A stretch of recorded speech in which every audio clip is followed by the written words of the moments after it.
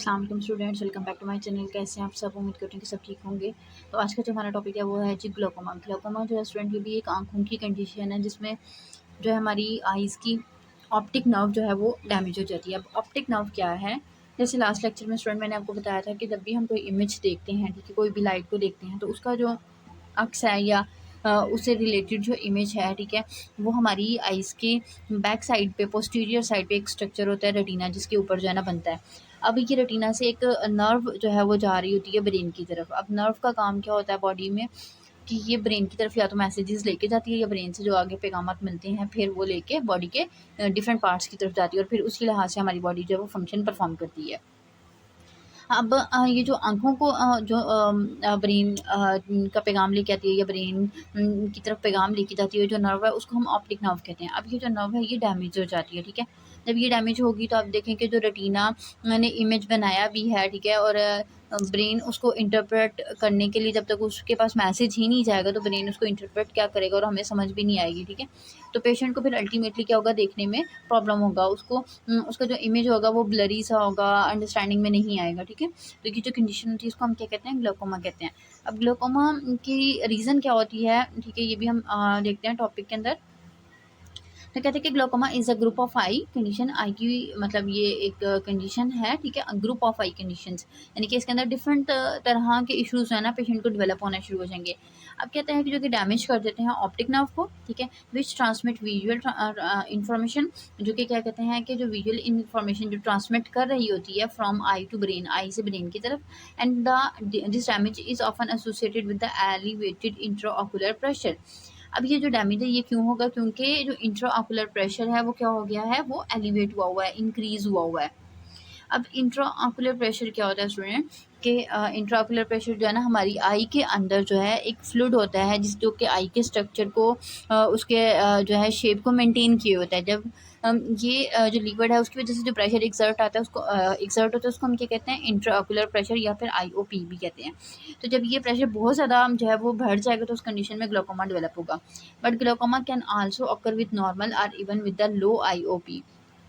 यानी क्या कहता है कि कुछ कंडीशन में अगर ग्लोकोमा जो आईओपी है वो नॉर्मल भी है, ठीक है, तब भी ये डेवलप हो जाएगा, या फिर आईओपी अगर बहुत ज़्यादा लो भी है तो उस कंडीशन में भी डेवलप हो जाएगा। फिर उसमें जो है ना डिफरेंट तरह की और चीज़ें रीज़न बनेगी। उसके बाद कहते हैं कि इफ़ लेफ्ट अनट्रीटेड, और अगर हम इसको ट्रीट नहीं करते हैं तो glaucoma can lead to vision loss. तो इसमें जो है आई की जो आई साइड है जो है वो हमारी विजन लॉस जो है वो हो जाएगा और पेशेंट ब्लाइंडनेस की तरफ चला जाएगा। उसके बाद कहते हैं कि early detection and management are the key in preventing the irreversible damage. कहते हैं कि हम अगर इसको टाइमली इसको डिटेक्ट कर लें, डायग्नोज कर लें और इसकी मैनेजमेंट कर लें, इसका ट्रीटमेंट ले लें, तो हम जो है ना कुछ ऐसे डैमेजेस से प्रिवेंट कर सकते हैं, बच सकते हैं जो कि इरिवर्सिबल है। इरिवर्सिबल का मतलब ये कि ऐसे डैमेज जो एक दफ़ा हो गए तो फिर आप उनको रिपेयर नहीं कर सकते।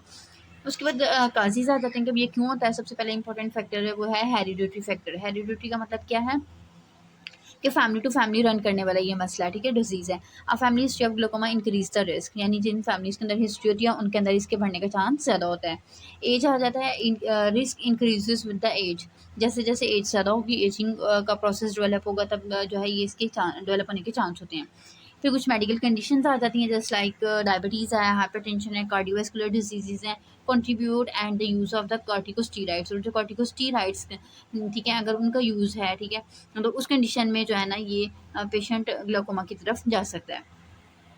नेक्स्ट सिम्टम इसके देखते हैं, ठीक है। सिम्टम्स में जो बात कर रहा है कि ऑफन एसिम्टोमेटिक। एसिम्टोमेटिक का मतलब क्या है कि स्टूडेंट ऐसी बीमारी जो मौजूद तो होती है लेकिन सिम्टम नहीं देती है, ठीक है।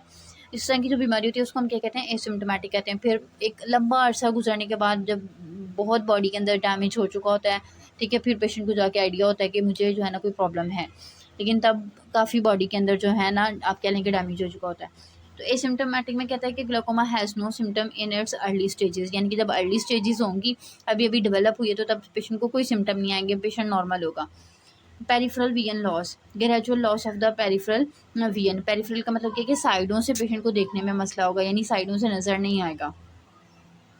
ब्लड विजन, ठीक है, इन एडवांस स्टेजेस, यानी कि जब बहुत ज़्यादा डिजीज़ जो है वो प्रोग्रेस कर गई है तो पेशेंट की जो आई साइड है वो क्या हो जाएगी, धुंधली हो जाएगी। Halos around lights especially at the night.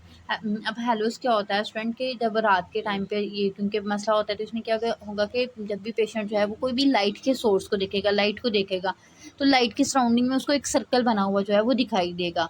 तो ये खैर एक नॉर्मल कंडीशन नहीं होती है, अगर किसी के साथ इस तरह से मसला बनता है तो ये इंडिकेशन है कि पेशेंट जो है वो ग्लाइकोमा की तरफ जा सकता है। उसके बाद आ जाता है हेडेक, आ जाता है पेशेंट को सर में दर्द होगी, आई पेन होगी, ठीक है।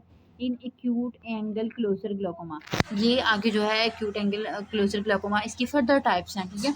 तो उस कंडीशन में जो है क्या होगा कि आई में पेन होगी और पेशेंट हेडेक की तरफ जाने जाएगा, जो इंडिकेशन होगी कि ये एक स्पेसिफिक टाइप की तरफ जा रहा है। डायग्नोसिस की बात करेंगे तो डायग्नोसिस के लिए जो हम सबसे पहले चीज़ का IOP, ठीक है, उसको मैयर करेंगे, ठीक है। उसको मैयर करने के लिए जो हम इंस्ट्रूमेंट यूज़ करते हैं, ये जो प्रोसीजर यूज़ होता है उसको हम टूनोमीट्री कहते हैं। उसके बाद ऑप्थेल्मोस्कोपी आ जाता है, यानी आई का एग्जामिनेशन करेंगे, ऑप्टिक नर्व का एग्जामिनेशन करेंगे, ठीक है। Examine the optic nerve for the sign of the damage, ठीक है। डैमेजेस को फाइंड आउट करने के लिए ऑप्टिक नर्व को एग्जामिन करेंगे। उसके बाद आ जाता है जी पेरीमीट्री आ जाता है, ठीक है। पेरीमीट्री एक टेस्ट है जिसको हम विजुअल फील्ड टेस्ट भी कहते हैं। इवेल्युएट पेरिफेरल विजन, इसमें हम क्या करेंगे कि पेरिफेरल विजन को जो है इवेल्युएट करेंगे, यानी कि जैसे कि साइड की जो आई साइड है वो क्या हो रही है, वीक हो रही है, डिस्टर्ब हो रही है, तो उसको भी हम रूल आउट करेंगे, चेक करेंगे। नेक्स्ट आ जाता है जी ट्रीटमेंट। ट्रीटमेंट में कहता है कि इसमें मेडिकेशन में आई ड्रॉप्स देंगे उसको, या ओरल मेडिकेशंस भी दे सकते हैं to reduce the intraocular pressure. Laser therapy की तरफ भी जा सकते हैं हम, और सर्जरी भी होती है जिसको हम ट्राबेक्लोटोमी कहते हैं, ठीक है, या फिर अदर सर्जिकल प्रोसीजर होते हैं जो कि क्रिएट करते हैं अ न्यू ड्रेनेज पाथवे, ठीक है। कि जो है इंट्राओकुलर प्रेशर बहुत ज़्यादा हुआ है तो फिर उसको रिड्यूस करने के लिए हम ड्रेनेज पाथवे कम करेंगे, ताकि आई के अंदर से जो फ्लूइड है उसको कम किया जाए और उसमें से जो है ना प्रेशर फिर ऑटोमेटिकली रिड्यूस किया जाए। तो खैर ये था आज का स्टूडेंट हमारा का टॉपिक, और खैर ये डायग्राम भी है, डायग्राम भी आप चेक कर लें। नॉर्मल देखें आईज का स्ट्रक्चर है वो ये बना हुआ है, ये वाला, ठीक है। इसमें ये जो पीछे वाली साइड होती है स्टूडेंट, ये रेटिना होती है, ठीक है। यहाँ से ये जो एंट्रेंस पाथवे है, यहाँ से ऑप्टिक नर्व इंटर होती है और ब्रेन तक पैगाम लेके जाती है। अब इस सारे के अंदर जो है वो एक लिक्विड ने प्रेशर को मेंटेन किया होता है, जिसकी वजह से इसकी शेप भी मेंटेन होती है। अब जब ये प्रेशर इंक्रीज करेगा तो ये जो वेसल्स हैं इनके ऊपर प्रेशर पड़ेगा, ठीक है। और ये जो ऑप्टिक नर्व है वो सेंसिटिव होती है, ये डैमेज हो जाएगी। जब डैमेज हो जाएगी तो फिर ब्रेन तक पैगाम नहीं जाएगा, ठीक है।